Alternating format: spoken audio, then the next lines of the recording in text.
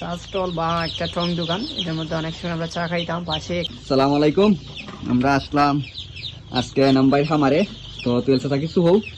এই তো আমি আর কি কইমু, আসলে আমি নিজেও একজন খামারি, উদ্যোক্তা বলতে পারেন। যদিও আমি উদ্যোক্তা, বাট এটা একটা ডিফারেন্ট একটা আইডিয়া।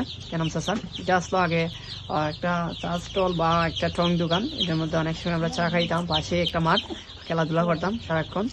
এবং বেশি বেশি অংশ সময় রাতে আড্ডা দিলে, যদিও পড়ার ফাঁকে একটু আড্ডা দিতাম, দুষ্টামি করতাম, তখন সে এখানে এসে চা খাইতাম।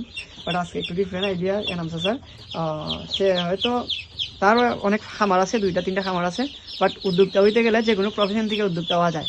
কোনো স্টেবল কোনো প্রফেশন লাগে না। উদ্যোক্তা হতে হলে নিজের মানসিক মন মানসিকতা উদ্যোক্তার মতো হতে হয় এবং সাহসী বীর হতে হয়।